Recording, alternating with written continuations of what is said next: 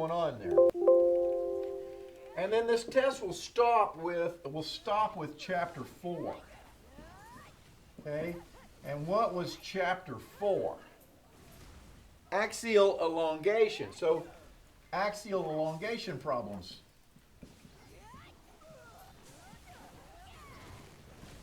And here's our main equation for that was the play equation, PL over AE.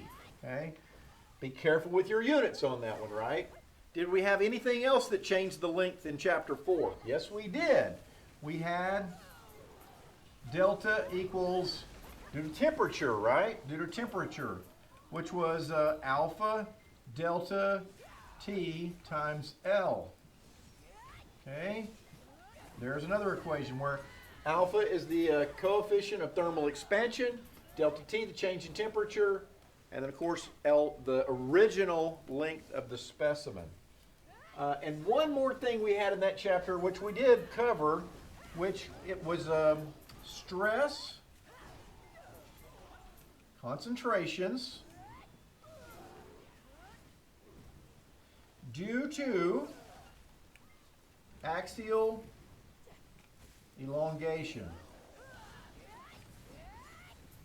Now remember those. Those are the problems where you had these beams that had the cross section changed, right? And we had one with a hole in it. We did something like this in our videos, okay? And what do we know about that? Man, if you give me the table, all the equations are on the table to calculate what I need to solve this. So practice these, understand how to use the table, and then these stress concentration problems due to axial elongation shouldn't be too hard. So what do you see there? I see like there's a problem, there's a problem, there's a problem, and here's a problem, right? And I could give you a problem, you know, from chapter 2 that you had to do this to find maybe that. So I can incorporate all of these techniques into one problem. So be looking for some kind of problem that has a lot of facets to it that could, now this one certainly I could do that. I could do that here too. I could find stress in cables, and I could find shear stress in connecting pins and that kind of stuff. We did some problems like that. And then this I could have something that had both a force and a change in temperature. I could get both of those on there, okay? And one more thing is, you remember the tough ones about this were those statically indeterminate problems. Okay? Where you had two walls and you had a bar in between the two walls with a force on it, right? And you had to take one of the walls away, let it grow, and then you had to push it back in place again, okay?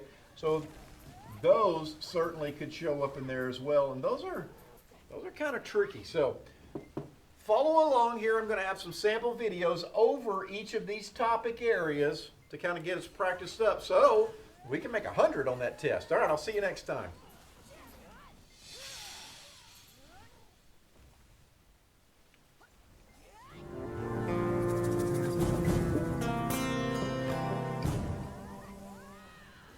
Hey, welcome back, gang. Today we're going to talk about torsion, about torque on a shaft, right? So if you have a shaft and you start putting torque on it, you start putting twisting force. Remember, torque is the tendency to cause rotation. What happens inside of that shaft?